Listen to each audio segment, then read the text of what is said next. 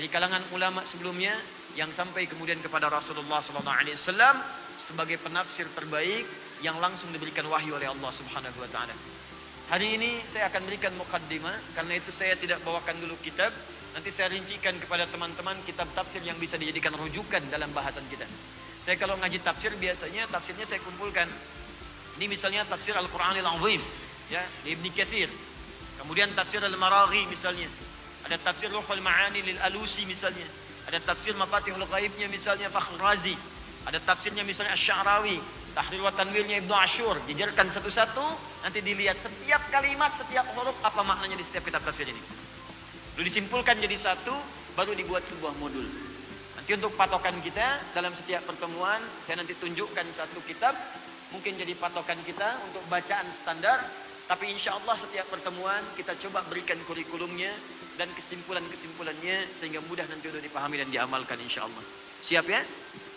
Baik, hari ini kita insya Allah akan kaji muqaddimah pembahasan tentang surah Yusuf. Surah ke-12. Saya ulangi, surah Yusuf. Surah ke-12. Kadang-kadang menjadi surah favorit para ibu-ibu. Sampai ada di masyarakat menyebar, kalau sedang mengandung, kandungan sudah 4 bulan, kemudian bayinya ingin ganteng tampan dan soleh, maka baca surah Yusuf. Kalau ingin cantik dan soleha, baca surat Maryam. Sampai kiamat kurang 2 hari dibaca, gak akan nyampe. Karena yang dimaksud dibaca itu kata para ulama bukan sekedar dibaca, bukan sekedar dikejar khatam, tapi dipahami isinya. Kalau lahir laki-laki, didiklah seperti Nabi Yakub mendidik Yusuf alaihi wassalam, seperti disebutkan dalam runtutan kisah di ayat itu. Kalau lahir perempuan pengen seperti Maryam, baca suratnya, pahami isinya, lalu amalkan pendidikan Hannah dengan Imran dalam mendidik Maryam, amalkan oleh bapak ibu. Hannah itu bukan nabi, Imran bukan nabi, keluarga biasa, tapi bisa mendidik anaknya sampai dengan dekat dengan Allah Subhanahu wa taala. Keluarkan metodenya, didik anaknya. Itu yang dimaksud lahir perempuan seperti Maryam, lahir laki-laki seperti Yusuf alaihi salam. Kalau cuma dibaca nggak dipraktekkan, belum tentu bisa meraih apa yang didapatkan. Baik, surah Yusuf surah ke-12 yang tersusun dalam urutan mushaf dalam Al-Quran. Dari 114 surah dibuka dengan Al-Fatihah, diakhiri dengan An-Nas, posisi ke-12 terletak surah Yusuf. Bapak Ibu sekalian, surah ini disebut oleh para ulama di antara surah yang banyak pesan, hikmah dan manfaatnya bagi kehidupan. Di semua surah dalam Al-Quran itu banyak pesannya, banyak manfaatnya, banyak keistimewaannya. Tapi surah ini digarisbawahi oleh para ulama, ada pesan-pesan dan hikmah yang sangat istimewa, karena menceritakan sebuah kisah lengkap sempurna dari awal sampai akhir. Dan kisah itu diisyaratkan di surah-surah ini, di ayat-ayat ini, kisah itu boleh jadi akan sama dialami oleh orang-orang setelahnya, walaupun peristiwanya berbeda, tapi rasanya akan sama. Bisa, mohon maaf, ada yang pernah punya saudara kemudian terlibat iri hati? Ada. Anda misalnya punya anak 3 orang, satu dengan yang lainnya bisa berselisih. Bagaimana cara mendamaikannya? Kalau dari kecil saja rebutan permen gak bisa didamaikan, nanti rebutan warisan bisa saling menyakiti. Kecil rebutan permen gak bisa didamaikan, dewasa rebutan warisan bisa saling bunuh, bisa menumpahkan darah. Sampai muncul bab dalam faraid, dalam ilmu waris, jika ada ahli waris kemudian membunuh saudaranya, maka mahjub, dia tidak mendapatkan warisan. Kenapa muncul kalimat itu? Karena memang berpotensi di kemudian hari terjadi sifat iri hati yang dibisikkan oleh setan di antara persaudaraan itu. Maka surah Yusuf diantaranya memberikan gambaran kepada kita bagaimana memberikan nilai kasih dan sayang pada hubungan saudara dan saudari di keluarga supaya harmonis sampai di kemudian hari. Surah Yusuf juga, Bapak dan Ibu sekalian, menghadirkan ujian yang komplit dalam kehidupan dan cara menyikapinya. Jadi kalau Anda merasa sedang punya masalah, maaf ya, Nabi SAW sedang punya persoalan, berat dian persoalannya, tidak mudah dihadapi.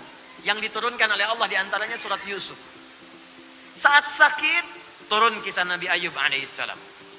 Saat kemudian mohon maaf, dilecehkan oleh orang-orang sekitarnya, dizalimi, diturunkan kisah Nabi Yunus alaihissalam. Saat kemudian dimusuhi, macam-macam turun kisah Nabi Isa alaihissalam. Saat diusir, turun kisahnya Nabi Ibrahim alaihissalam. Tapi yang paling menarik, saat semuanya terakumulasi ujian-ujian itu, turunlah kisah Nabi Yusuf alaihissalam.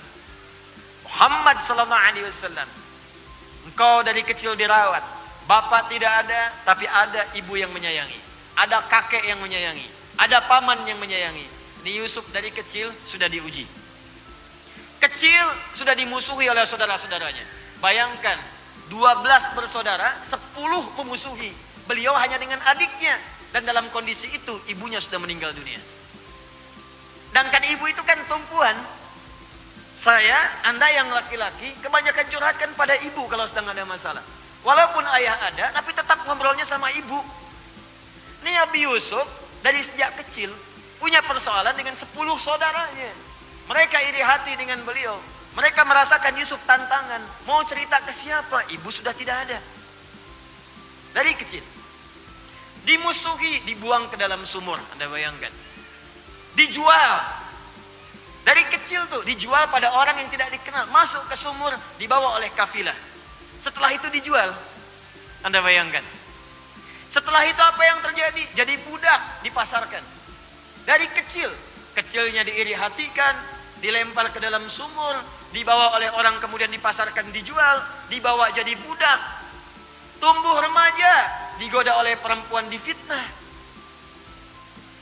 Halo? Remaja. Setelah itu apa yang terjadi? Dimasukkan ke dalam penjara. Dihukum juga di situ beberapa tahun. Dan mengalami tindakan yang tidak menyenangkan juga. Setelah itu apa yang terjadi? Puncaknya Allahu Akbar. Allah ganti semua nilai kehidupannya. Yang tadinya terasa tidak menyenangkan itu, dengan segala pengorbanan yang tidak biasa itu, apa yang kemudian disikapi oleh beliau? Ini yang akan kita pelajari. Apa yang Nabi Yusuf lakukan saat kemudian mendapatkan fitnah, celaan, tantangan, bahkan dari saudara terdekat sendiri, dari orang-orang terdekat sendiri. Kita akan ambil hikmahnya. Bagaimana Yusuf menyikapi ketika difitnah melakukan misalnya selingkuhan dan zina. Bagaimana Nabi Yusuf menyikapi ketika beliau ada di jabatan, kemudian banyak orang yang iri hati dengan itu. Bagaimana Nabi Yusuf menyikapi ketika beliau mulai dipercaya dan mendapatkan kedudukan. Dan puncaknya, bagaimana Nabi Yusuf menyikapi ketika beliau telah bisa mengalahkan semua kesulitan dahulu, air mata sudah hilang, dan sedang berada di puncak. Saat sedang di puncak pun, apa yang dikerjakan oleh beliau. Itu yang coba kita turunkan, karena semua persoalan yang disampaikan di surat Yusuf ini, akan dialami oleh kita semua insya Allah dalam hidup yang kita jalani. Dan itulah diantara manhaj dakwah yang disebutkan di dalam Al-Quran, yang sebagian teorinya telah kita dapatkan, tinggal realnya kemudian kita alami.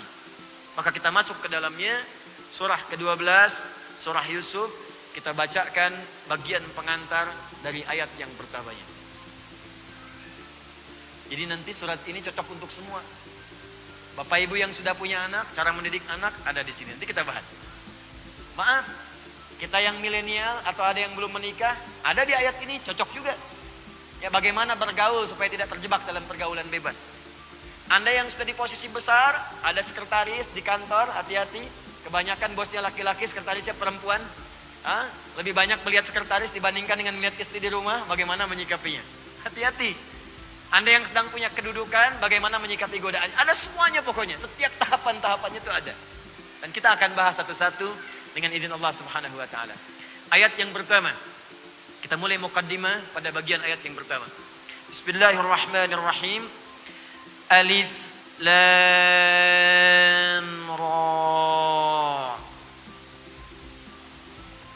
Bismillah. Alif. Ibu kelihatan? Enggak kelihatan, saya sudah tulis tuh Bu. Saya besarkan sedikit ya. Itu. Ini ya. Kelihatan sekarang? Besarkan lagi. Alif Lam Ra. Kelihatan? Kacida tuh tekan yang. Alif Lam Ra. Dah. Tahan.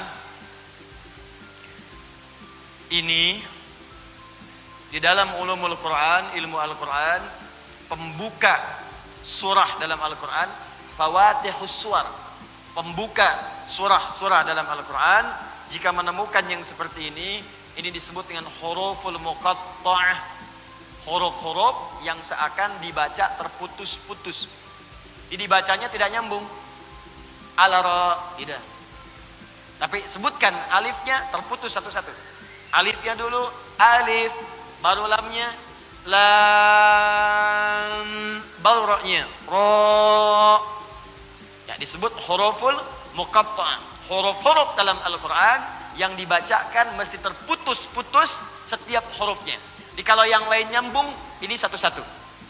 Misal, kalau yang nyambung misalnya kita bacakan dzalikal kitabu la raiba fi, dzalika, ini dza, ini lam, ini kaf. Kan tidak ada yang baca dza fathah, lam kasrah, fathah. Kalau baca seperti itu kapan selesainya baca Al-Quran ya? Baik, jadi yang seperti ini nyambung, mutawasilah. Tapi ada pembuka ayat-ayat Al-Quran, pembuka surah-surah Al-Quran, yang kalau kita bacakan mesti dibaca terputus-putus setiap hurufnya. Tidak disambungkan ke depannya, tapi dibaca dulu setiap hurufnya dengan sempurna. Alif, baca alif. Lam, baca lam. Ra, baca ra. Paham sampai sini? Kalimat ini disebut dengan huruful muqatta'ah. Huruful muqatta'ah. Ada nanti 29 tempat dalam Al-Quran. Jumlahnya 29. Yang dibuka dengan huruful muqatta'ah. Huruf-huruf yang dibaca langsung secara terputus sesuai dengan hurufnya. 29 tempat. Jumlah hurufnya ada yang cuma 1 huruf saja, 2 huruf, 3 huruf, 4 huruf, sampai 5 huruf paling banyak. Jadi 1 huruf ada. Apa contohnya? Nun, Qaf, Shad. 1 saja. Jelas? Ada yang 2. Yasin, Taha. 2. Hamim. 2. Ada yang 3. Alif, Lam, Mim. 3. Disebutkan 6 tempat dalam Al-Quran. Quran surah pertama Al-Baqarah, surah kedua Al-Baqarah, surah ketiga kemudian ada Ali Imran, surah ketiga Ali Imran, kemudian diteruskan Al-Ankabut 29, Ar-Rum 30, Luqman 31, As-Sajdah 32. Ada juga 3 huruf yang sekarang kita baca sekarang. Alif, Lam, Ra. Alif, Lam, dan Ra. 3 huruf. Disebutkan di 5 tempat dalam Al-Quran. Sebutkan berapa tempat? 5 tempat dalam Al-Quran. 3 berurutan, 2 juga berurutan. 3 ini surah ke-10 Yunus, surah ke-11 Hud, surah ke-12 Yusuf, surah kemudian Ibrahim, surah ke-15 surah Al-Hijr. 5 ini diawali dengan kalimat alif, lam, kemudian ra. Ada yang 4 huruf. Alif, lam, mim, sad. Quran surah ke-7 Al-A'raf. 4 huruf. Ada yang 5 huruf. Quran surah 19. Kaf, ha, ya, ain, sad. 5 huruf. Nah, gitu cara bacanya. Dan hamim, ain, sin, qaf, ya. Jadi 1 huruf, 2 huruf, 3 huruf, 4 huruf, paling banyak berapa? 5 huruf. Nah, sekarang pertanyaannya, apa makna dari huruf-huruf ini? Kenapa dibaca beda dengan yang lainnya? Awas, karena nanti begini, ada yang tulisannya sama, tapi cara bacanya beda. Sama tulisannya, cuma cara bacanya beda. Karena itu baca Al-Quran gak bisa sendiri. Dia harus talaqi, ada guru. Gak bisa Anda lihat mushaf langsung bisa baca, belum tentu. Apalagi dulu saat tidak ada harakat. Ingat, harakat di mushaf itu baru dituliskan tahun 150 Hijrah. Atas inisiatif seorang alim kabir, ahli ilmu nahwi, namanya Khalil bin Ahmad Al-Farahidi.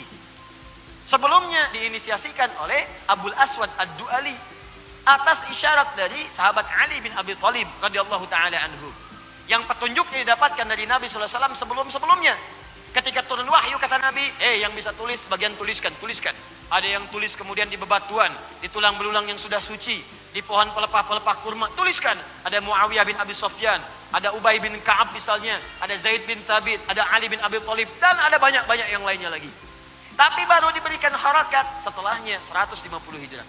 Sehingga kalau dulu dituliskan begini Pak, Bu, alif, kemudian lam, kemudian mim. Baca. Alif, lam, mim. Tuh kan? Bukan. Alam. Alam nashrah laka sadrak. Alam tara kaifa fa'ala rabbuka bi ashabil fil. Bagaimana membedakan alam dengan alif lam mim? Sekarang mudah kelihatan harakatnya. Dulu bagaimana? Talaqi dengan gurunya. Jelas ya? Nah, kalau ada yang seperti ini, alam ini bukan huruful muqatta'. Tapi kalau kemudian dibaca per hurufnya di awal surah, maka ini yang disebut dengan huruful muqatta'. Apa maksud huruf muqatta'ah ini? Satu, ada pendapat di kalangan ulama, huruf-huruf muqatta'ah ini adalah singkatan dari proses turunnya wahyu. Huruf-huruf muqatta'ah ini adalah singkatan dari proses turunnya wahyu sesuai dengan jenis hurufnya. Ini pendapat pertama. Misal, seperti alif lam mim atau alif lam ra. Itu ada yang mengatakan alifnya kembali kepada lafaz Allah. Allah. Lamnya kepada Jibril. Lam. Mimnya Muhammad sallallahu alaihi wasallam. Atau kalau dia ra kepada Rasul. Di alifnya dari Allah, lamnya dari malaikat Jibril, ra-nya kemudian kepada Rasul. Ini pandangan kelompok yang pertama. Ada yang mengartikan ini Allah. Lamnya ke malaikat Jibril. Ra-nya kepada Rasul. Dari mana taunya Rasul? Lihat di mim yang sebelumnya, Muhammad sallallahu alaihi wasallam. Ini pendapat yang pertama. Diseakan-akan ingin mengatakan semua ayat-ayat Al-Quran ini, semua firman yang sampai ke Muhammad SAW ini bukanlah kreasi Nabi Muhammad, tapi semua ayatnya bersumber dari Allah Subhanahu Wa Taala. Ini firman Allah yang disampaikan melalui malaikat Jibril, diteruskanlah kepada Rasulullah Muhammad SAW. Ini pendapat kalangan ulama tafsir yang pertama. Jikalau Bapak Ibu ngaji tafsir, di kitab-kitab manapun yang sifat kitabnya komplit, ini pasti pendapat pertama ini disebutkan. Silakan ngaji misalnya kitab-kitab tafsir ya, yang komplit disebutkan. Ibnu Katsir kah, Al-Qurtubi kah, Ruhul Ma'ani kah, Mafatihul Ghaib kah, pendapat pertama ini akan disebutkan. Walaupun pendapat yang ini disampaikan oleh para ulama yang lain, termasuk pendapat yang lemah sifatnya. Ya. Dimasuk golongan kata sebagian ulama, ini pendapat sifatnya kirata. Kira-kira nyata. Ya. Jadi dilihat-lihat nih. Dan orang bertanya lagi, oh kalau alif lam ra begitu, apa artinya alif lam mim shad?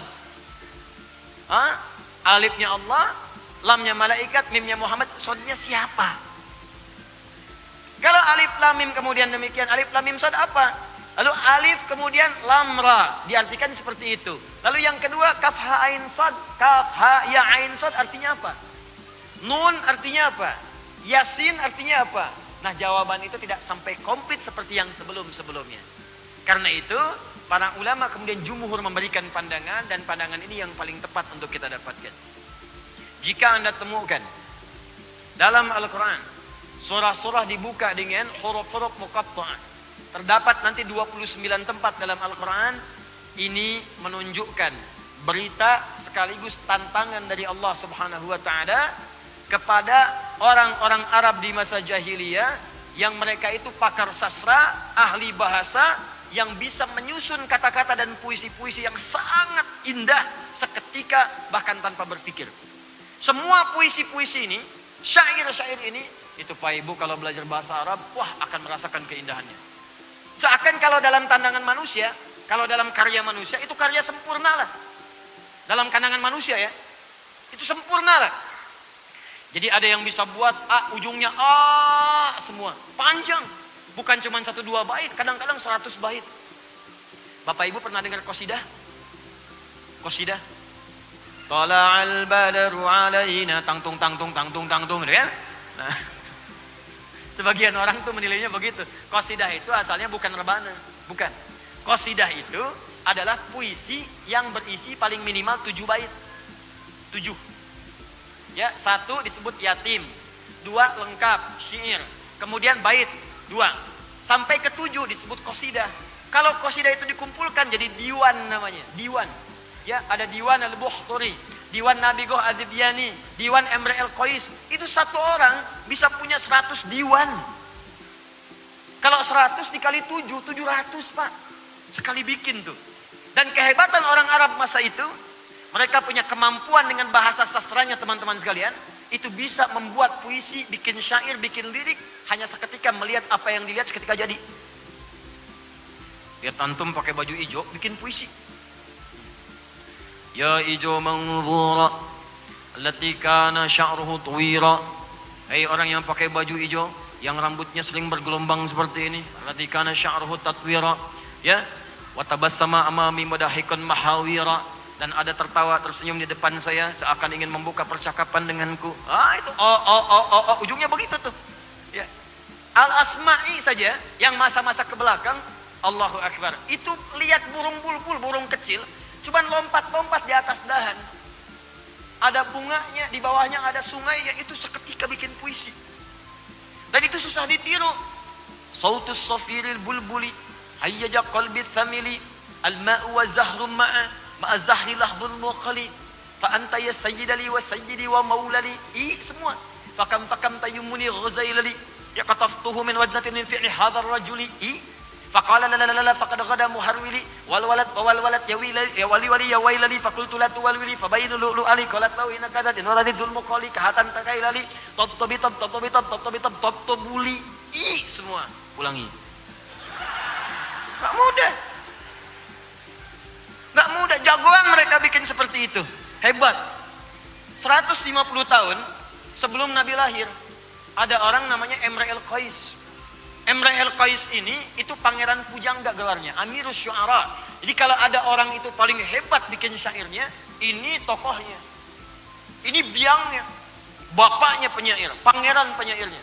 Jadi Bu, Pak, jadi di masyarakat Arab itu nanti, ada setidaknya 3 yang berpengaruh. Dan selalu kontes. Itu tiap hari ada hari kelima. Ya.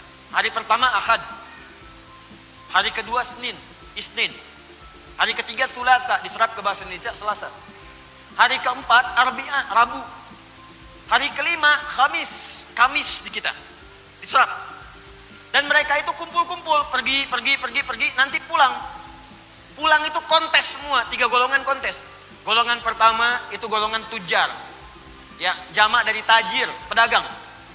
Dia menyebar, kumpul, nanti tanding kekayaan. Kekayaan yang paling tinggi diangkat jadi hartawan terhormat. Hartawan terhormat. Di dulu-dulu itu yang ada abu, ya, itu kaya-kaya. Abu Jahal, Abu Lahab, gitu kan? Itu kaya-kaya tuh, hartawan. Yang sekarang misalnya, itu nggak ada apa-apanya. Naik tuh, jadi ketinggalan ya. Kemudian ada lagi yang kedua, dukun, kahin, sahir, tukang sihir, dukun.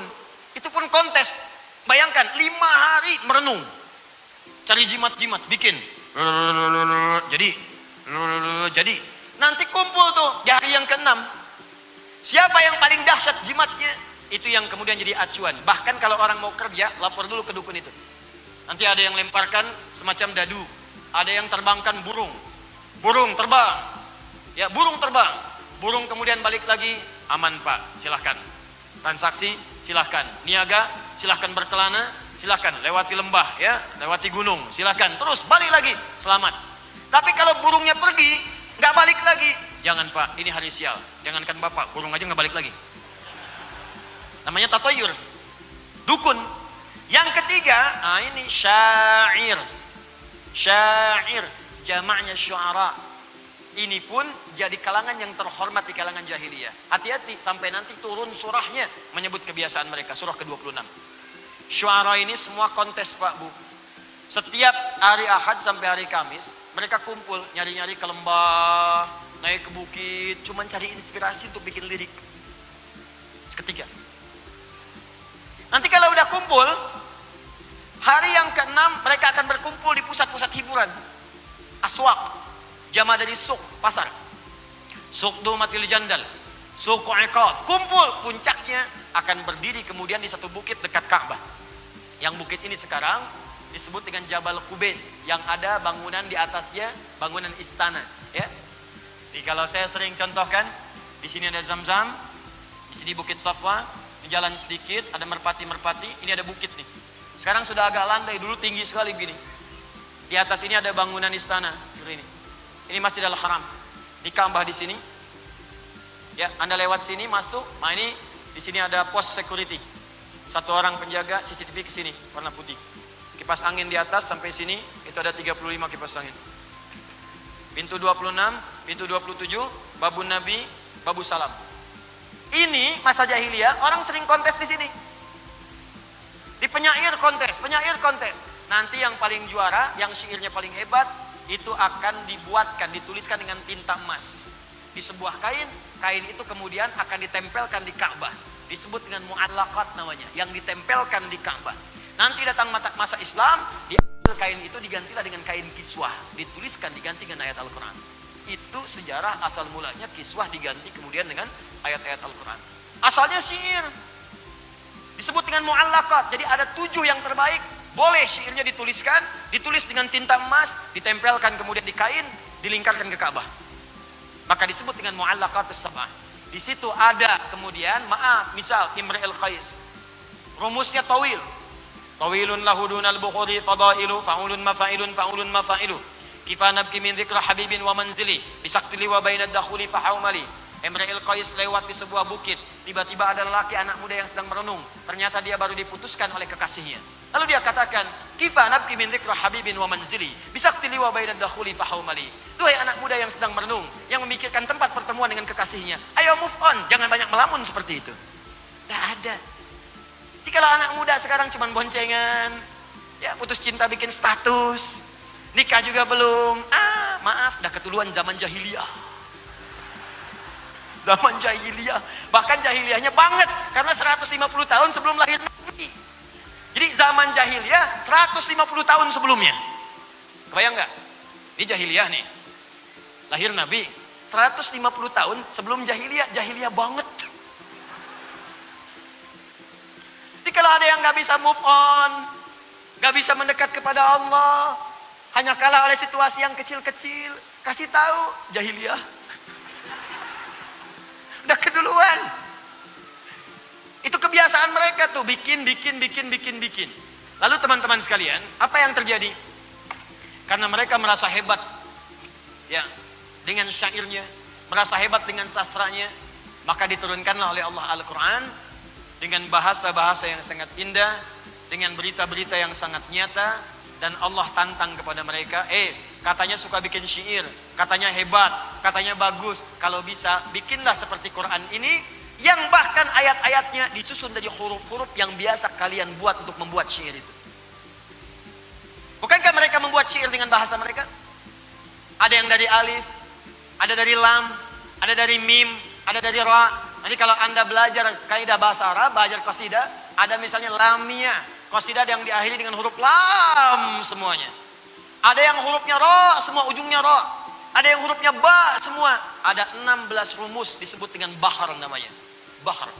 Ilmunya disebut ilmu arud. 16. Tawil, rajas. Tawil yang tadi, rajas. Mustafilun, mustafilun, mustafilun. Mustafilun, mustafilun, mustafilun. Madid, mufa'alatun, fa'ilatun, fa'ilatun. Mufa'alatun, fa'ilatun, fa'ilatun. 16 rumus.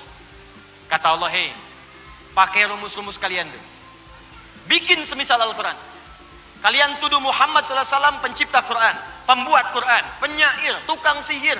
Sekarang buktikan di hadapanku, kata Allah. Saya menantang kalian semua. Kalau perlu, dukun-dukun yang minta bantuan jin, mintakan bantuan kepada jin, bikin seperti Al-Quran. Al-Quran saya firmankan dari bahasa-bahasa yang kalian bikin syair-syair kalian dari alif sampai dengan ya itu. Alif, lam, ra. Saya perkenalkan, nih ada alif, ada lam, ada ra. Kalau mampu bikin seperti apa yang akan saya sampaikan ini. Jelas? Jadi ayat-ayat Al-Quran, surah-surahnya sering dibuka dengan huruf muqatta'ah untuk menyadarkan orang-orang Arab bahwa nih ada firman yang suci, ada kalimat-kalimat yang bukan dibuat oleh manusia. Sebab kalau Al-Quran ini dibuat oleh syair, orang yang bisa puisi, maka rumusnya tidak akan keluar dari 16 rumus itu. Akan sama formulasinya. Sama Pak. Kayak Bapak misalnya pernah dengar orang musik. Itu musik itu asalnya dari sini Pak. Notasi-notasinya. Dari sini asalnya. Mustafilun dibawa sampai do re mi fa sol la si do itu ditemukan oleh orang Islam dulu. Dal ra mim fa sol lam ya. Sod dal do re mi fa sol la si do itu asalnya orang muslim Persia dulu. Dibawa ke Eropa jadi notasi. C, D, F, G, A, B, C, D, A, B, K, D, F, G, D, F, G, A, B, C, D, A, B, C, D, F, G, A, F, G, A, B, C, D, E, B, C, D, E, F, G, A, B, F, G, A, B, C, D, A, F, C, A, B, G, A, B, cis. Kunci A, kunci D, kunci E, kunci F, judi, nah tuh. Dari situ. Udah ada patokannya. Saya senang baca, saya senang belajar. Kalau itu saya nggak bisa. Suruh main piano nggak bisa saya, karena itu memang bukan bidang saya dan saya nggak terlalu suka. Kalau saya sudah senang Al-Quran, yang itu saya nggak suka. Gitar saya nggak tahu, saya nggak ngerti. Cuman kalau notasi apa saya baca, saya hafalin. Saya tahu asalnya dari mana, kapan dibawanya, siapa yang rumuskannya. Sama saja dari rumus-rumus awal. Cuman Allah tantang, katanya hebat bikin semisal Quran. Kan sama, alif, lam, ada lam. Gak akan bisa. Allah turunkan misal contoh surat Ad-Duha, semua sama. Wad-duha, wal-laili idza saja, ma wadda'aka rabbuka wa ma qala, walal akhiratu khairul laka minal begitu pakai hurufnya ra mufakham jadi wala sawfa yu'tika rabbuka fatarda. Di semua sama. Kalaupun dibaca dengan orang yang enggak bisa bisanya Di Arab itu ada orang nggak bisa bisanya terus. Jikalau Anda bilang dia kaifa haluk, kaifa halik. Madrasah, madrasah. Anta, inti. Ana, ani. Tuh. Mungkin Betawi dari situ belajarnya. Ya. Ada sekarang di Syam, Palestina, Syria, itu banyak imalah ke sana. Sebagian Afrika. Itu sejak zaman jahiliyah sudah ada. Itu sudah lidah mereka begitu. Karena penyebaran topografi, pengaruh lingkungan itu bisa beda. Jangan jauh-jauh ke Arab lah. Di Indonesia misalnya kita bilang sepeda, dia bilang sepeda. Kamu mau kemana kawan? Cicahum? Cicahum? Sama bentuknya. Makanya ada orang baca wadduha bisa dibaca dengan Dan semua ujungnya akan sama. Mau dibaca pakai pakai sama ujungnya. Wadduha, wadduha. Wal-laili idza saja, wal-laili idza saja. Ma wadda'aka rabbuka wa ma qala. Walal akhiratu khairul laka minal ula. Ketawa. Sama artinya. Kenapa? Karena kita nggak biasa baca. Bacanya Saya pernah bacakan pada orang Afrika yang biasa baca pakai Dia pakai saya baca pakai Wadduha. Tawa. Sama kayak itu tuh. Betul. Ya, jadi sama aja kan kita juga kedengaran kalau kita bilang sepeda, teman kita bilang sepeda.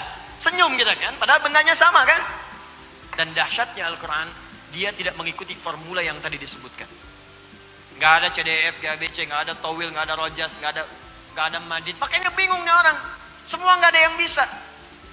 Dan kalaupun ada yang coba menyusunnya, nggak akan mampu. Dulu Musailamah Al-Kadzdzab pengen coba ikutan. Maaf ya, turun surah Al-Fil. Alam tara kaifa fa'ala rabbuka bi ashabil fil. Dia bikin surat dengan nama yang sama Al-Fil. Al-Fil, gajah. khurtumuhu tawil. Sama, il, tapi nggak ada maknanya. Al-fil, gajah, khurtumuhu tawil, belalainya panjang. Cuman nyipati gajah aja nggak ada maknanya. Al-Quran beda. Alif lam ra. Kata Allah, perhatikan. Saya turunkan Al-Quran ini dibuka dengan huruf-huruf muqatta'ah.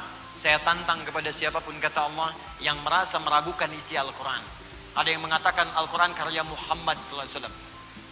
Ada yang mengatakan Al-Quran itu produk manusia. Ada yang mengatakan Al-Quran itu produk budaya. Jadi kalau sekarang masih ada yang berkata begitu, warisan dari orientalis, katakan pada mereka, ente telat.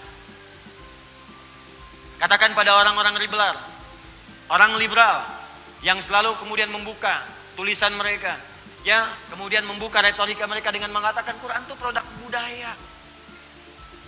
Budaya di masa Nabi yang bisa disesuaikan kekinian.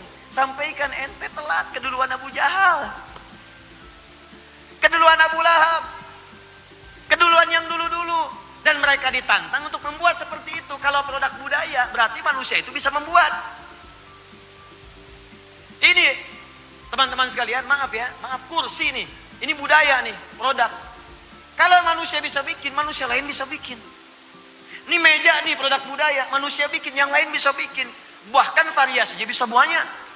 Ini dari triplek, ada yang dari kayu, ada yang dari besi, ada yang dari bahkan dari perak, dari macam-macam tembaga. Bikin meja. Gelas, ada yang bening, ada yang dihiasi kuningan, ada yang dihiasi tembaga, dihiasi macam-macam. Budaya. Tuh.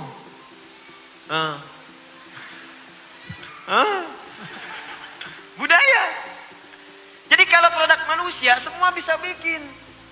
Tapi kalau itu bukan produk manusia, apalagi firman Allah, Quran bukan makhluk ya. Makhluk saja, kalau dicipta oleh Allah, gak akan mungkin manusia bisa bikin. Ciptaan Allah tuh gak ada yang nandingi. Laisa kamitslihi syai'. Gak usah manusia lah, nyamuk aja. Nyamuk tuh kan kecil. Yang nyiptakan Allah. Manusia bisa gak bikin kayak nyamuk? Robot nyamuk. Nyamuk beneran, belum dipegang, lompat, terbang. Psh. Robot ciptaan manusia, robot nyamuk. Baru mau dipukul dan tek. Gak bisa terbang. Gerak juga tidak. Jadi akan selalu berbeda antara ciptaan Allah dengan ciptaan manusia. Apalagi firman Al-Quran itu bukan makhluk. Al-Quran firman Allah. Sudah pasti nggak akan bisa disaingi manusia. Cara berpikirnya begitu. Kalau ada yang mengatakan Al-Quran itu produk budaya. Al-Quran itu produk yang ada pada masa itu. Bisa disesuaikan. Ente cara berpikirnya telat. Kalau produk budaya, semua orang bisa bikin. Ditantang oleh Allah. Kalau bisa bikin seperti ini. Kalau perlu kumpulkan jin yang biasa menemani engkau. Jin aja nggak mampu, Pak. Jin itu kekuatannya bisa lebih hebat daripada manusia. Jin bisa lihat manusia, manusia nggak bisa lihat jin. Jin bisa lihat jun, jun nggak bisa lihat jin. Cuman saya pengen ngasih tahu aja, jin aja nyerah. Inna sami'na Qur'anan ajaba yahdi ila rusyd fa'amanna bi. Aduh, kami mendengar Al-Quran ini begitu mengagumkan. Kami nggak bisa menyaingi, bikin nggak bisa, menyerupai nggak bisa.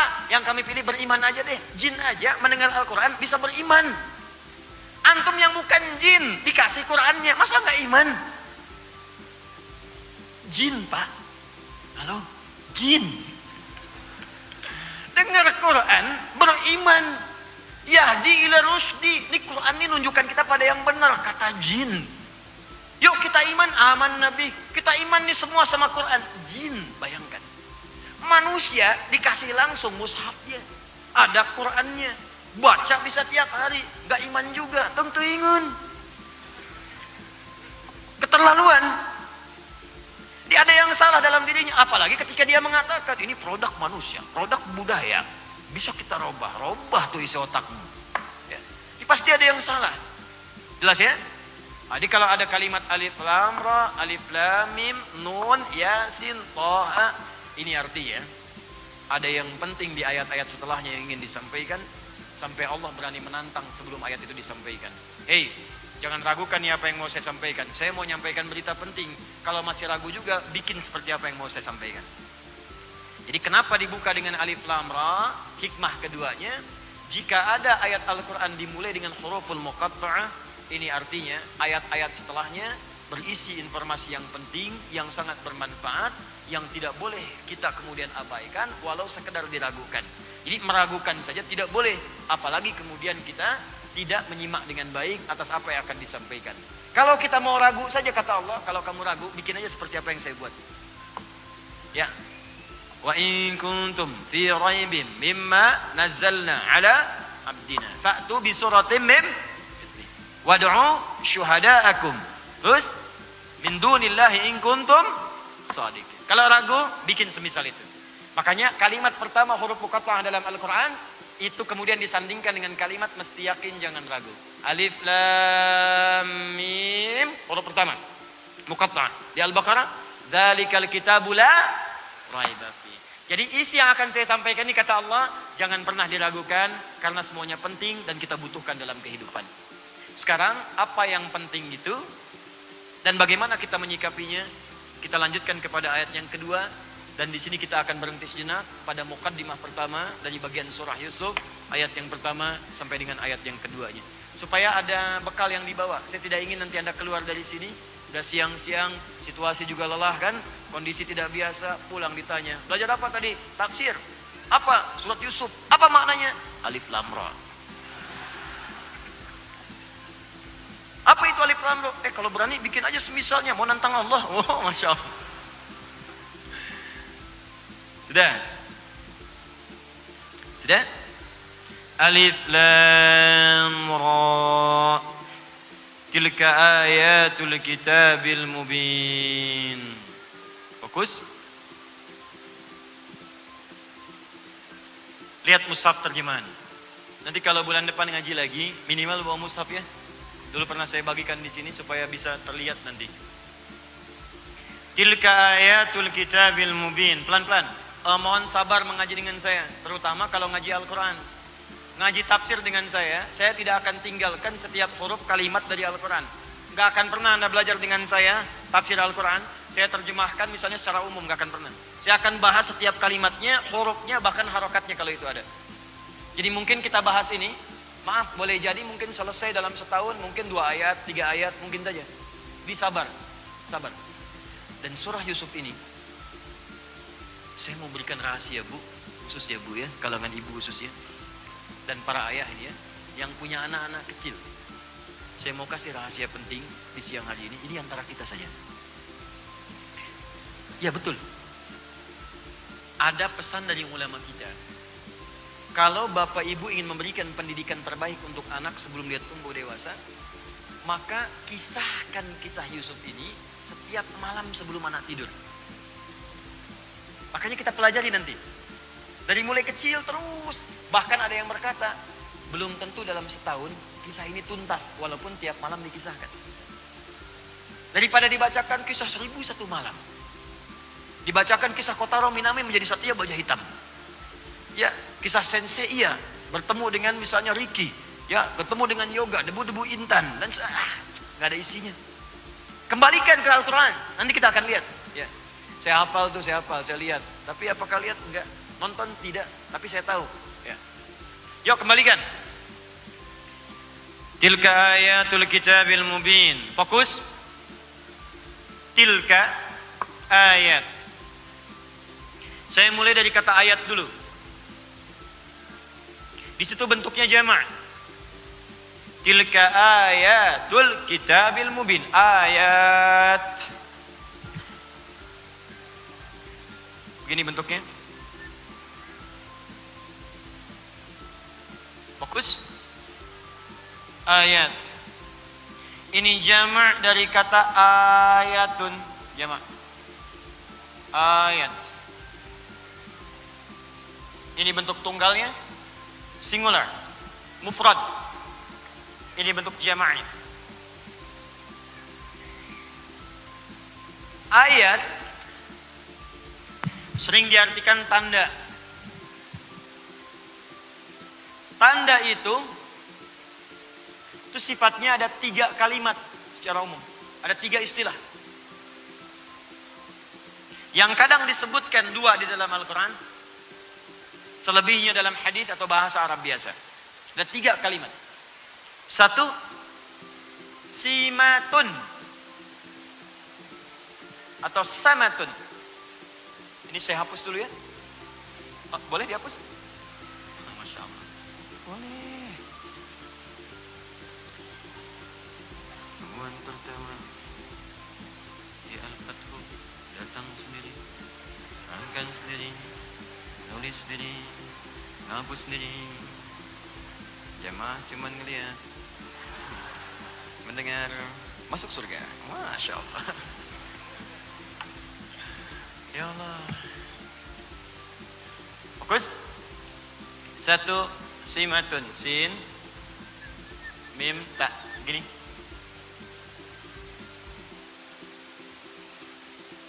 Taknya kadang diganti bisa menggunakan waw. Letaknya di depan. Wasmun.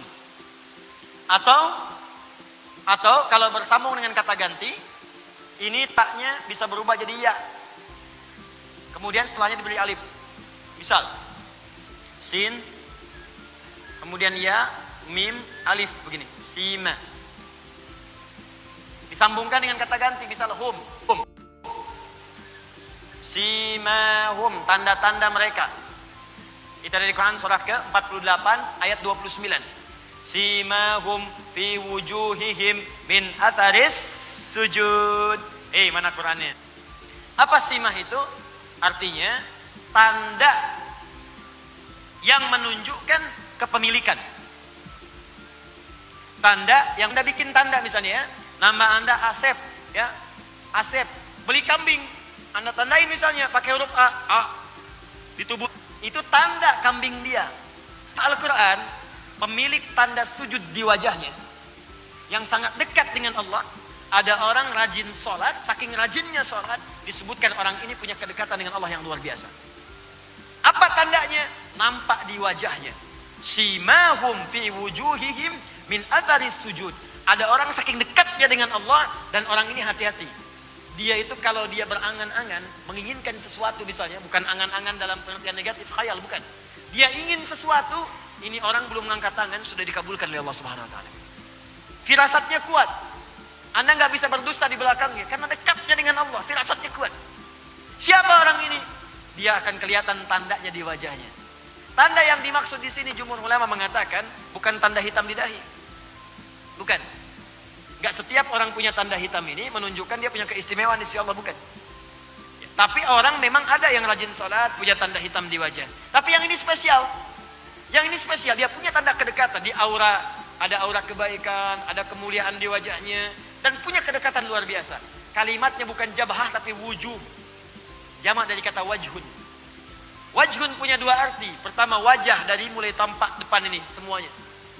Yang kedua dari ujung kepala sampai ujung kaki. Bukankah Anda kalau sholat wajjahtu wajhiya lilladzi fataras samawati wal ard. Anda katakan, ya Allah, saya hadapkan wajahku sepenuhnya pada penguasa langit dan bumi. Kalau wajah diartikan ini saja, berarti ngadap sholatnya begini, itu kiblatnya begini. Wajahnya aja. Ya, jadi yang dimaksudkan dari ujung kepala sampai ujung kaki. Ada yang kedua, wajah itu yang dimaksudkan cuma tampak muka saja. Contohnya apa? Ayat wudu. Quran surah kelima ayat ke-6. Fagsilu wujuhakum. Ya ayyuhalladzina amanu idza qumtum ilas shalah. Hai orang-orang beriman, kalau ingin menunaikan salat dengan sempurna, fagsilu wujuhakum. Mulai berwudu, basuhlah wajahmu. Bukankah yang dibasuh wajah bagian depan? Semua kan? Oh, nggak bisa, wajah dari atas sampai ke bawah guyur semua. Tidak. Bagian depan saja sesuai contoh Nabi. Nah, maka orang ini, orang yang dekat dengan Allah, punya tanda dia, wajahnya begitu mulia, ditatapnya enak. Jadi kalau ngelihat orang ini adem gitu, tenang, ada harapan kemuliaan. Jadi kalau Anda menatap dia, ingatnya akhirat, ingat tahajud, ingat baca Quran, ingat Allah. Itu luar biasa. Kan ada orang begitu kita tatap, kita lari, ingat utang, ingat macam-macam. Hati-hati ya, hati-hati. Jadi orang yang bermanfaat, berubah. Sehingga ketika orang lihat itu, orang merasa nyaman. Dan ada orang yang banyak yang tidak populer di dunia, tapi sangat terkenal di akhirat nanti. Sangat terkenal. Ini simah namanya. Dan tampaknya bukan di wajah saja, karena tangannya itu baik, kakinya baik, telinganya baik, lisannya baik. Jadi kemana-mana yang dia kerjakan kebaikan, gak pernah singgah di satu tempat kecuali tempat itu menjadi baik. Kecuali orang yang memang gak pengen baik. Nabi itu orang baik. Setiap pindah tempat jadi baik. Di Mekah baik, ke Madinah baik. Kecuali orang yang gak pengen baik. Abu Jahal itu dulunya berteman dengan Nabi, gak pengen baik, jadi musuh. Abu Lahab, keluarga dekat Nabi, gak pengen baik, jadi buruk nasibnya. Jelas ya? Itulah simatun, itu yang pertama. Kedua, alamah. Alamah.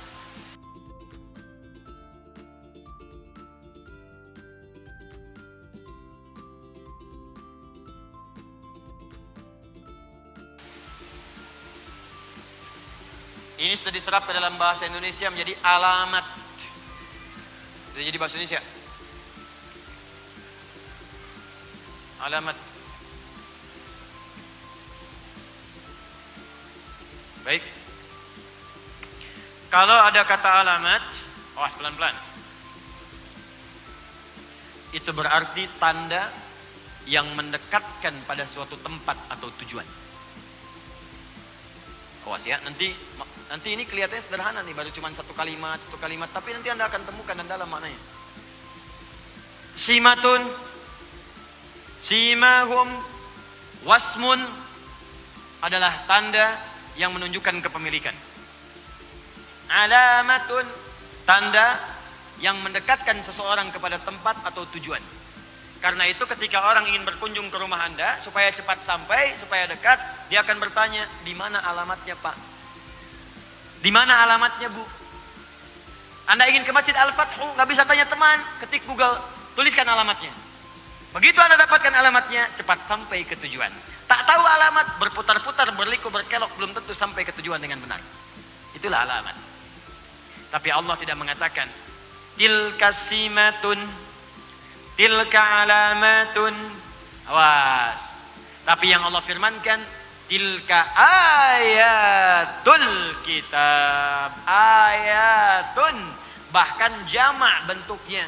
Bukan ayatun, tapi ayatun. Ayatun, jamak dari kata ayatun, berarti setiap tanda yang mendekatkan seseorang dengan Allah Subhanahu wa ta'ala. Saya ulang.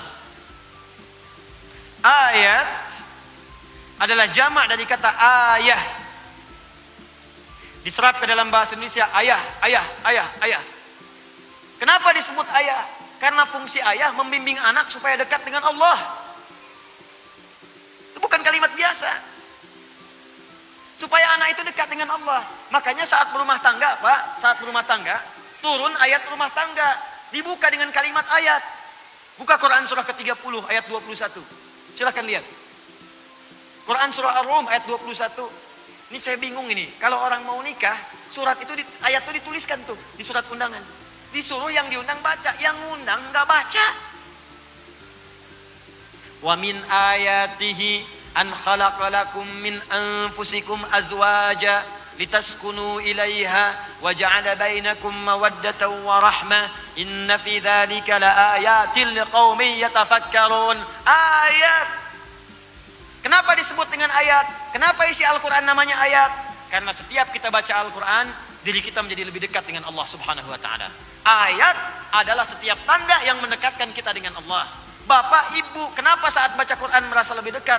Karena itulah kemudian isi Al-Quran disebut dengan ayat. Al-Baqarah berapa ayat? Ali Imran berapa ayat? An-Nisa berapa ayat? Turunlah Quran surah ke-8 ayat yang kedua. Innamal mu'minuna alladzina idza dzukirallahu wajilat qulubuhum wa idza tuliyat 'alaihim ayatuhu zadatuhum imana wa 'ala rabbihim yatawakkalun. Orang-orang beriman itu kalau disebutkan nama Allah ada getaran di jiwanya. Kan kalau dibacakan kepadanya ayat-ayat Allah, dibacakan Al-Qur'an, zadathum imana, maka ayat itu akan menambah keimanannya, wa 'ala rabbihim yatawakkalun, semakin dekat dengan Allah. Karena itu, kalau ada ayat Al-Qur'an dibuka dengan kata ayat langsung, wa min ayatihi, ayat pernikahan. Kenapa dibuka dengan kata ayat? Ingin memberikan pesan bahwa semua informasi yang disampaikan di ayat itu harus membuat diri Anda lebih dekat dengan Allah Subhanahu wa taala. Makanya sebelum Anda menikah dibacakan ayat tadi untuk memberikan penjelasan penjelasan, hei, hakikat pernikahan itu, kalian berumah tangga, ada suami, ada istri, supaya berpartner mendekat kepada Allah. Jangan sampai setelah menikah jadi jauh dari Allah. Aneh bu, Pak, kalau belasan tahun berumah tangga, puluhan tahun, dengan rumah tangga itu menjadi belum dekat dengan Allah, malah semakin jauh. Itu artinya ada yang salah dengan rumah tangganya, ada yang salah. Coba lihat, yang tadinya makmum, sholatnya sendirian munfarid, dikirimkan makmum seumur hidupnya jadi imam, Pak. Antum diupdate statusnya. Biasanya kan jarang jadi imam. Ke masjid belum tentu jadi imam. Makmum kadang-kadang. Silakan cek. Sholatnya sering sendirian. Bukankah sholat sendirian pahalanya cuma 1? Nilainya 10? 1 nilainya 10. Quran surah 6 ayat 160. Man jaa bil hasanati falahu asyru amsalihha. Siapa yang mengerjakan satu kebaikan nilainya 10. Salat disebut hasanah. Quran surah 11 ayat 114. Aqimis sholata tarafain nahar wa zulatan minal lail innal hasanati yudhibnas sayyi'at. Tunaikan salat dari mulai siang sampai malam, itulah hasanat. Sekali salat dapat 10. Anda salat sendirian 10. Anda menikah dikirimkan makmum seumur hidup sehingga tidak punya kesempatan untuk sendirian lagi. Update status naik, langsung jadi jamaah. Begitu jamaah, dari 1 naik 27. Salatul jama'ati afdalu min salatil fardi bi 27 darajah. Enggak ada alasan. Enggak bisa ke masjid, ada istri. Ke masjid berangkat, jadi imam atau jadi makmum. Update. Jadi kalau ada orang berumah tangga enggak mendekatkan dia dengan Allah, pasti ada yang salah di rumah tangganya. Bahkan ketika ada anak dipanggil ayah. Kalau mau dikaitkan dengan bahasa Arab tadi, ayah dari kata ayat. Anda akan dihisab nanti. Makanya disebut ayah dari kata ayat kalau mau disandingkan kalimatnya. Kalau mau dicari sampai keterkaitannya, ayatun, taknya nggak bunyi, ayah. Madrasatun, madrasah. Jadi kalau tak dibaca di akhir jadi ha. Ayatun, ayah. Kalau mau diambil kalimat itu, artinya apa? Setiap ayah akan dihisab oleh Allah tentang kedekatan anak-anaknya dengan Allah Subhanahu wa taala. Makanya di Quran, sesibuk apapun para ayah itu selalu ditampilkan dekat dengan anaknya untuk membimbing dia ibadah. Coba saya tanya pada Anda ya, di surat Luqman, yang nasehatin anak dekat dengan Allah, ibunya atau bapaknya? Bapaknya. Idz qala Luqmanu libnihi. Ketika Luqman bapaknya mendekatkan diri kepada Allah melalui anaknya. Nah, jangan musyrik, la tusyrik billah. Ya bunayya aqimis sholat. Nah, ayo sholat yuk. Yang ngajak sholat bapaknya. Yang menjaga tauhid itu bapaknya. Yang ngajak ke taklim bapaknya. Jadi sesibuk apapun Anda dalam mencari nafkah, jangan lupa harta terbesar itu ada di rumah. Jangan sampai Anda jadi harta keluar, yang di rumah dilupakan. Nunggu. Nabi Ibrahim coba. Nabi Khalilullah dekat dengan Allah. Tapi ke anak masih ada perhatian. Ya bunayya. Quran surah 37 ayat 101 sampai 107. Ya bunayya inni ara fil manami anni adbahuka fanzur madza tara. Masih dengan anak. Nabi Ibrahim alaihissalam ini menetapnya di Palestina, Kanaan. Anaknya Ismail alaihissalam di Mekah. Jarak dari sini ke sini pakai bis sehari 2 malam. Gak percaya silahkan coba. Sehari 2 malam. Ibrahim alaihissalam dalam kesibukannya berdakwah mencari nafkah juga, itu masih sempat menengok anaknya datang ke Mekah. Sampai disebut Ibrahim. Kalau dari bahasa Aramaik, Abraham sang penyeberang, menyeberangi sesuatu untuk berdakwah dan melihat kondisi anak. Ada yang mengatakan dari bahasa Arab, Abun Rahim, bapak yang sangat penyayang, karena di balik kesibukannya masih menyayangi anaknya. Makanya ketika bapaknya ini punya beban pekerjaan, anaknya merasakan. Kenapa? Karena sering diperhatikan, Pak. Bapak sibuk tapi masih datang. Ngajak bermain, bawa hadiah, bercanda, macam-macam. Ketika bapak punya beban, anak mikir. Bapaknya yang sedang bekerja, bawa batu, tinggikan Ka'bah. Batu, tinggikan Ka'bah. Anak lewat. Anak baru 4-5 tahun bawa batu, pengen ikutan. Bahasa kita, Pak, boleh nggak saya bantu? Batunya dibawa. Dibikin di sisi yang lain. Ayo nak, bikin nggak apa-apa. Batu bahasa Arabnya hajar. Kalau disusun-susun jadi hijar. Kalau berbentuk satu bentuk disebut dengan hujrah. Sampai sekarang bagian Ka'bah ada yang disebut dengan Hijr Ismail. Diabadikan kisahnya surah kedua ayat 127.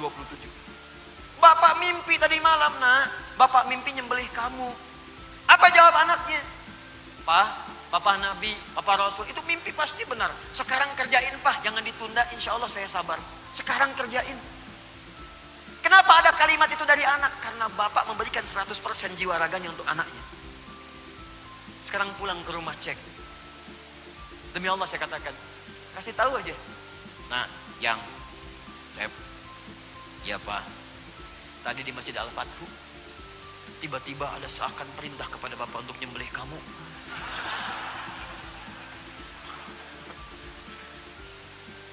Bagaimana pendapat Ananda? Walah Pak, sesat itu Pak, sesat. Bid'ah. Lari dia. Atau jangan yang tinggi-tinggi lah. Ibu sedang nyapu, kelihatan anak dibantu enggak? Kan ibu yang ngandung dia. Ibu yang memberikan ASI-nya. Ibu yang kadang-kadang menangis untuk merawatnya. Tapi begitu ibu cuma pegang sapu, dibantu enggak? Jangan-jangan ibu yang nyapu, dia yang perintahin, Bu. Mah, lu paling dia dacan. Ini masih kotor. Antum yang isi bensin, anak yang pakai. Antum yang nyuci, dia yang pakai. Kalau terjadi begitu jangan dimarahin dulu. Tanyakan pada pribadi, apa yang telah saya lakukan di masa lalu sehingga dia tidak mengenal saya sekarang. Itu manhaj, teman-teman sekalian. Itu manhaj. Itu indah. Makanya bahasa Al-Qur'annya menggunakan kata ayat, ayah. Ayah, ayah. Kalau anak manggil dengan kata ayah, aduh. Tolong ingat Allah ya. Tolong ingat Allah. Ayah, ayah, ayah. Langsung ingat, ya Allah, udah dekat belum anak saya dengan Allah? Ingat. Saya nggak mau sambungkan dengan bahasa-bahasa lain. Ustaz itu nggak ada kaitannya, terserah, itu terserah Anda. Saya hanya menerangkan apa yang saya pahami. Kalau itu Anda praktekkan, terjaga diri Anda.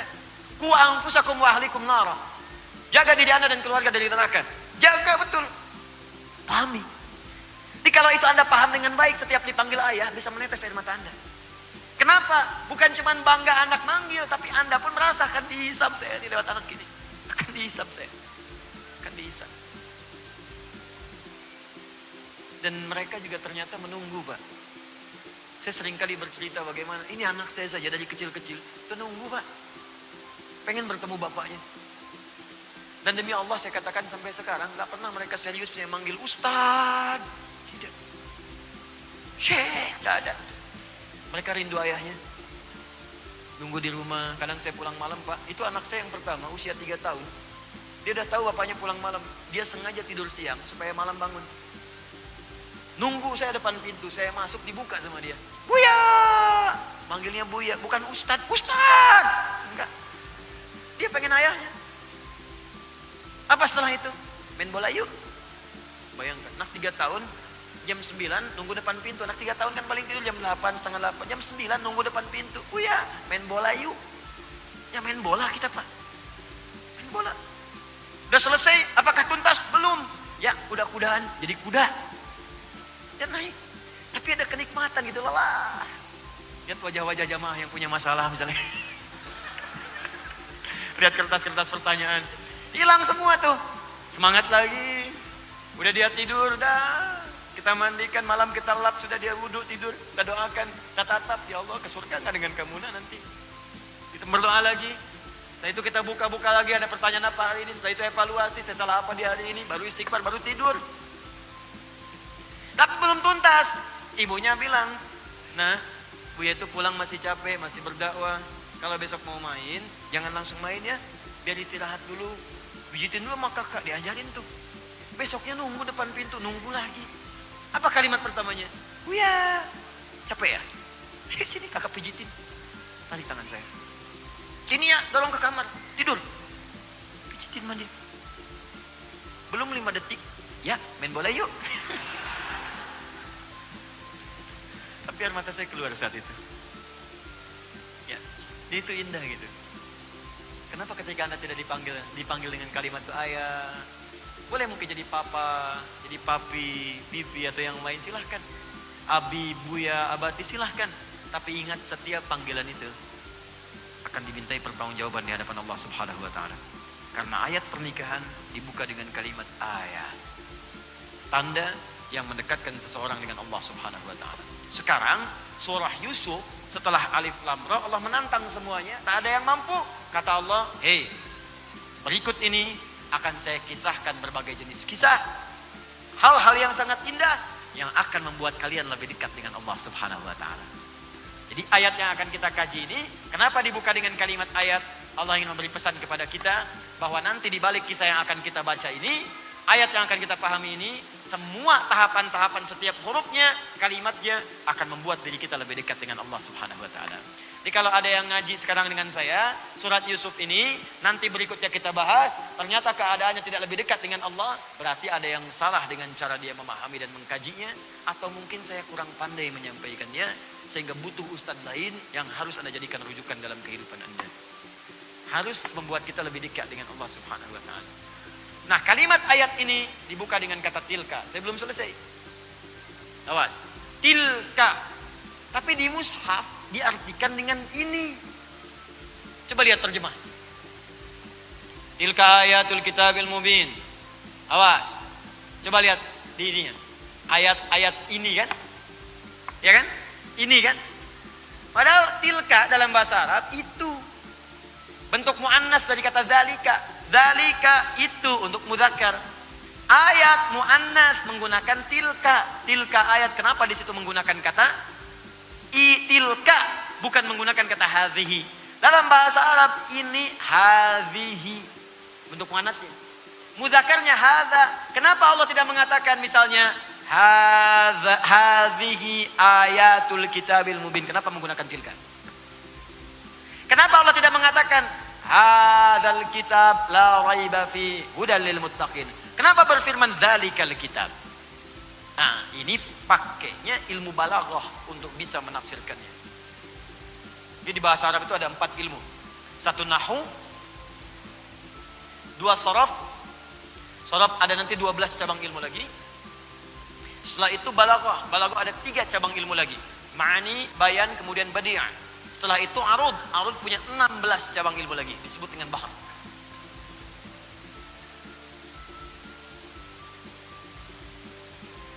Fokus. Tilka.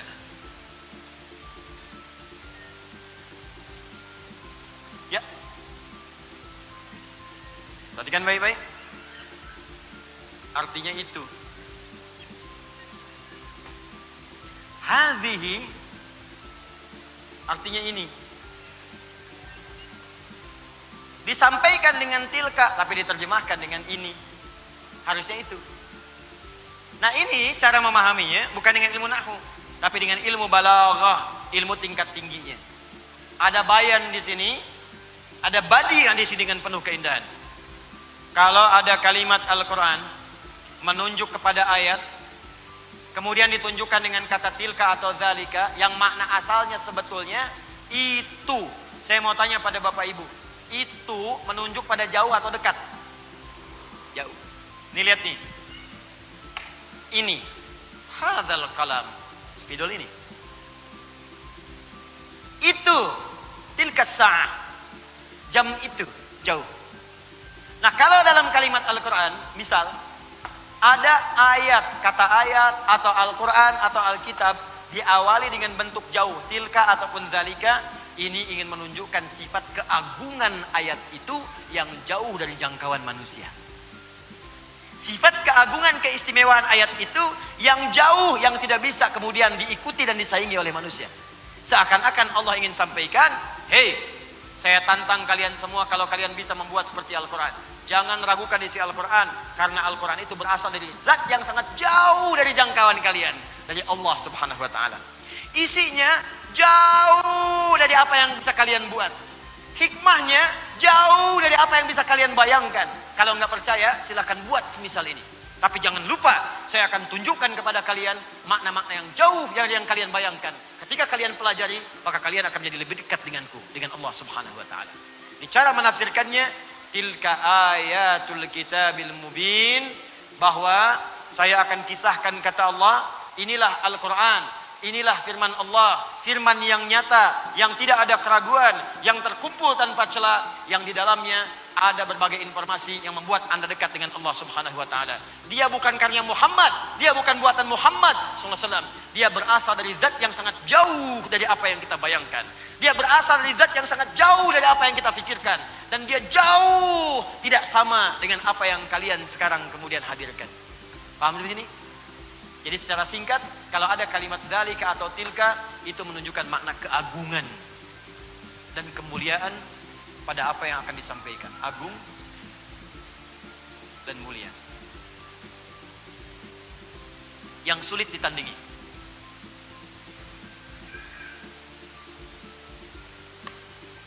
Alif lam ra tilka ayat. Setelah itu Alkitab. Setelah itu mubin. Tilka ayatul kitabil mubin. Mohon izinnya saya sempurnakan sedikit ya, sampai berhenti di akhir ayatnya. Kalau dipotong nanti nggak bagus itu ya. Baik, saya tunjukkan alif lam ra. Hei semua manusia, saya akan turunkan kepada kalian satu surah yang diturunkan dengan menggunakan bahasa yang kalian sering gunakan membuat syair-syair. Kalau kalian meragukannya bikin semisalnya, maka saya akan tunjukkan lewat surat ini informasi yang membuat kalian akan dekat denganku, bahwa ini informasi yang agung, yang jauh dari apa yang kalian bayangkan, bukan kreasi Muhammad sallallahu alaihi wasallam. Alkitab disebutkan 255 kali dalam Al-Quran. Alkitab, ada Al-Quran, ada Alkitab, ada mushaf, itu beda. Kalau disebutkan mushaf, itu berarti tulisannya dari firman Allah berupa Al-Quran yang terletak di antara dua jilid, isinya Al-Fatihah sampai An-Nas, nggak ada yang lain. Itu mushaf namanya.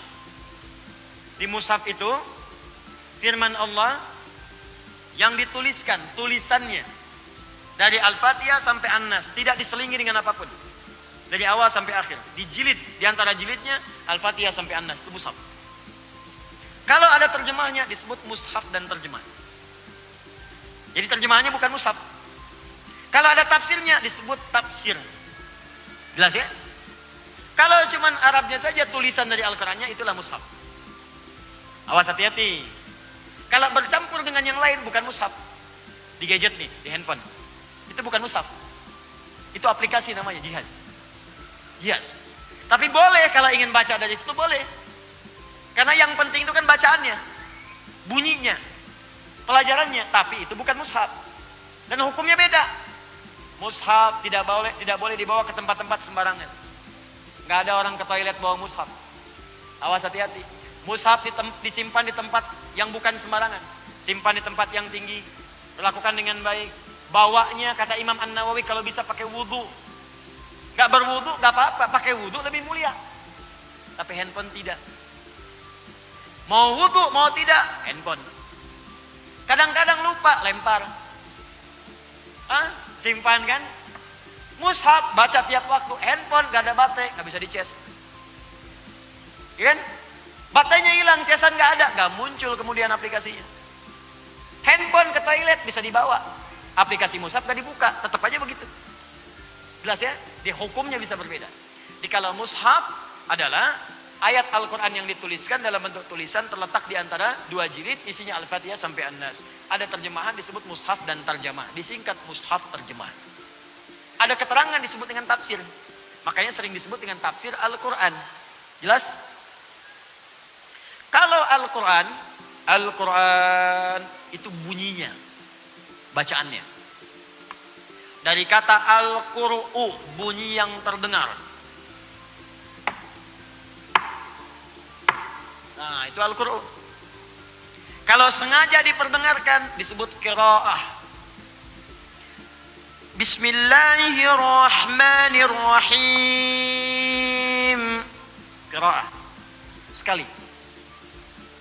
Kalau terus diulang-ulang tanpa bosan, terus diulang tanpa bosan, disebut dengan Quran. Kalau dia diulang tapi nggak sama dengan yang lain bisa diulang. Baca ini diulang. Ya, masuk mau upacara Senin, baca Pancasila diulang. Undang-undang dasar diulang. Atau misalnya yang hobi bacaan novel macam-macam diulang. Tapi nggak sama dengan Al-Quran. Karena Al-Quran itu walaupun diulang nggak pernah bosan. Nggak sama, spesial. Untuk menunjukkan sifat spesial, tambahkan alif lam di depannya. Alif lam. Menjadi Al-Quran, firman Allah yang sifatnya khusus, tidak sama dengan bacaan lain, walaupun diulang-ulang tidak akan pernah ada yang bosan kemudian membacakannya. Saya mau tanya pada Anda, baca Al-Fatihah itu dalam sehari berapa kali? 11 atau 12? Ibu yang 11 angkat tangan. Yang 12? 13? 14? 15? 16? 18? Pasti paling minimal 17 kali, Bu, Pak. Pasti itu. Al-Fatihah itu dalam sehari paling minimal 17 kali. Rumusnya 24-4-3-4. 24-4-3-4. Itu pasti 17 kali. Jadi kalau baca 16, berarti kurang sholat subuhnya cuma 1 rakaat. Kalau 18, terlampau soleh. Pasti 17, kecuali ditambah dengan sholat sunnah. Nawafil. 24-4-3-4. 2 subuh, 4 zuhur, 4 asar, 3 maghrib, 4 isya. 17 kali sehari. Pernah enggak ada yang merasa bosan baca itu? Enggak ada. Pernah enggak ada yang merasa pusing baca Al-Fatihah? Never. Doa, tidak ada. Dan yang paling dahsyat, dibacanya tiap hari. Coba bayangkan ya, ada yang lahir dari lahir udah muslim nih. Sampai sekarang muslim, usia misalnya 60 tahun. Dia mulai balik kalau dia laki-laki misal 13 tahun. Dari 13 tahun sampai 60 tahun, udah berapa tahun tuh? Nah, cepat, 57 tahun. 57 tahun, tiap hari baca Al-Fatihah 17 kali. Setahun kan 365 hari. Berarti 17 kali 365 dikalikan 57. Pertanyaan saya, pernah nggak sakit kepala? Pernah nggak pusing? Pernah nggak berobat ke klinik?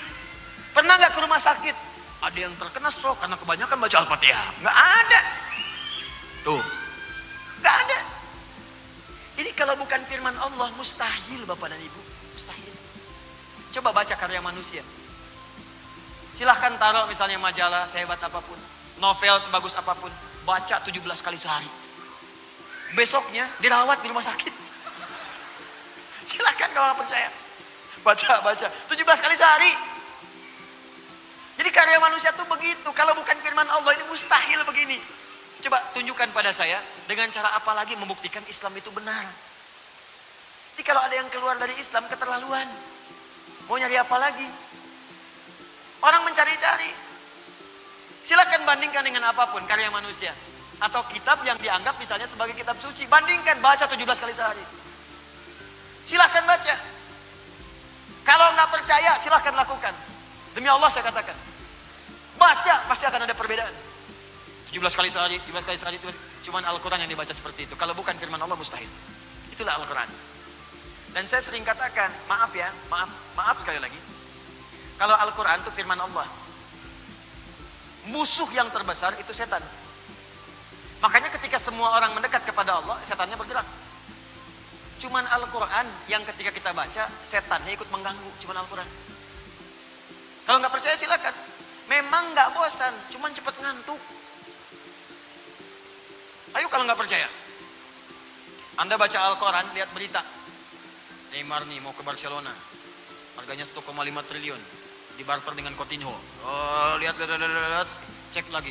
Lampard manajer Chelsea. Kemarin kalah tuh 1-0. Walaupun sebelumnya menang 4-0. Baca lagi. Terus bisa bertahan 1 jam.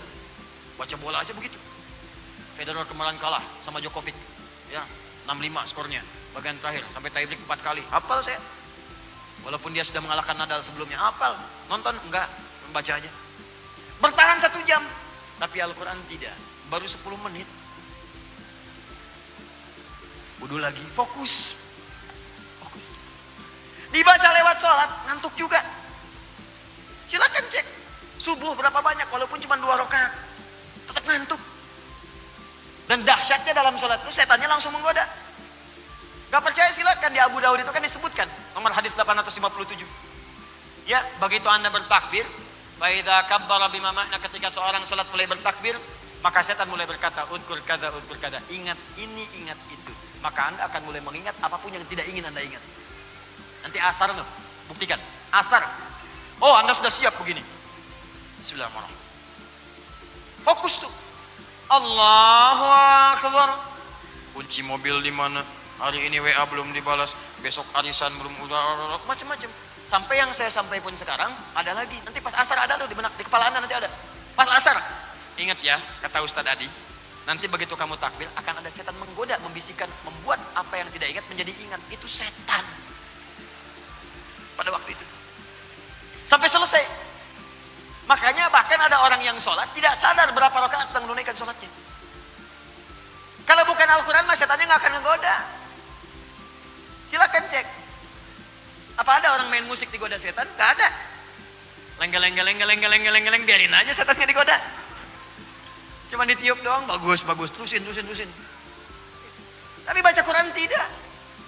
Ngantuk, jatuh, ngantuk. Itu tandanya Qurannya benar. Itu tandanya firman Allah. Kalau bukan firman, mustahil begitu. Mustahil. Nah, itulah Al-Quran. Kalau Anda ingin lihat Qurannya secara sempurna, bacaannya sempurna, tersusun rapi, tidak ada celaknya. Setiap ada salah harakat ketahuan. Setiap ada huruf yang dibuang ketahuan. Setiap dipalsukan ketahuan. Maka sesuatu yang sempurna, tersusun rapi, terbebas dari celah, nggak ada aibnya, itu disebut dengan kitab namanya. Kitabun. Karena itu, kenapa buku bahasa Arab disebut dengan kitab? Karena buku itu adalah tulisan yang sempurna dari awal sampai akhirnya. Kalaupun ada yang salah harus dikoreksi. Dan Al-Quran kenapa disebut dengan kitab?